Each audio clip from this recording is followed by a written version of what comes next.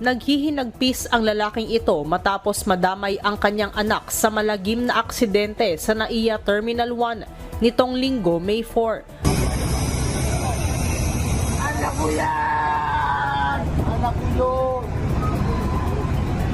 Mag-aalas 9 ng umaga noong Linggo nang araruhin ng isang itim na SUV ang entrance door ng NAIA Terminal 1 na nauwi sa pagkamatay ng dalawa at ikinasugat ng 4 na individual. Ayon sa mga otoridad, kabilang sa nasawi ang 5 taong gulang na batang babae na anak ng lalaking umiiyak na isa palang OFW at isang 29 anyos na lalaki mula sa Bulacan.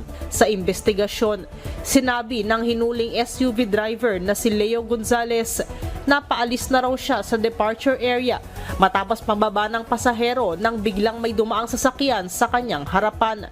Dahil dito, sinabi ni Gonzales na nataranta siya at sa halip na brake, gas pedal ang kanyang natapakan at dumire-diretso na siya sa entrance ng NAIA Terminal 1. Kaya lang, batay sa kumalat na CCTV footage sa NAIA, wala namang kotse na dumaan sa kanyang harapan.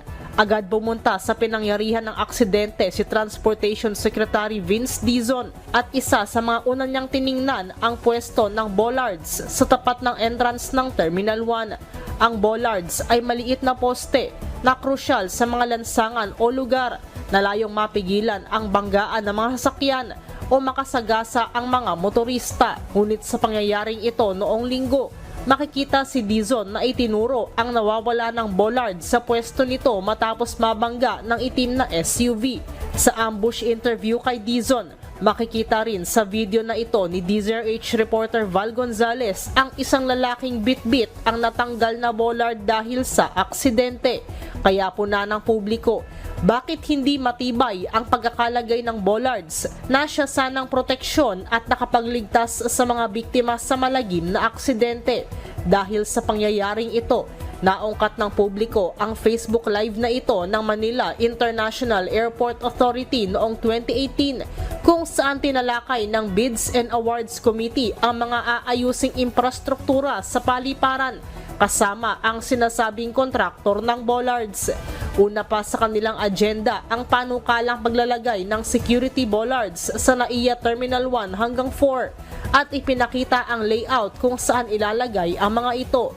Para sa Terminal 1, sinabi ng isa sa babaeng kontraktor sa video na 60 pirasong bollards ang ilalagay sa departure area, 53 sa arrival area sa kaparehong terminal at sa buong NAIA, 277 bollards ang ilalagay. Sa bahagi naman ng video na ito, bagaman sa departure area na ng Terminal 2, tinanong ng isang lalaki sa Bids and Awards Committee ang agwat ng bawat bollard sa bawat isa. Yung layo mo niya, baka makalusot ang kotse. Hindi na. Makalipas ang isang taon, isa sa accomplishment report ng MIAA noong 2019 na na-install na ang security bollards na nagkakahalaga sa 8 milyong piso na may layong isulong ang terminal safety. Matapos ang aksidente, sinabi ni Dizon na nagkausap na sila ni SMC President Ramon Ang na siyang nag-ooperate ngayon sa NAIA. Naiimbestigahan nila kung bakit nga ba hindi matibay ang in-install na bollards at papalitan na ang mga ito. Maging si Pangulong Bongbong Marcos ay nakiramay sa pamilya ng mga nasawi at inatasan si Dizon na parusahan ang dapat maparusahan at bumuo ng maayos na transport system na talagang poprotekta sa bawat Pilipino. Para sa The Situation Report, ito si Nicole Lopez Poyawan, DZRH News.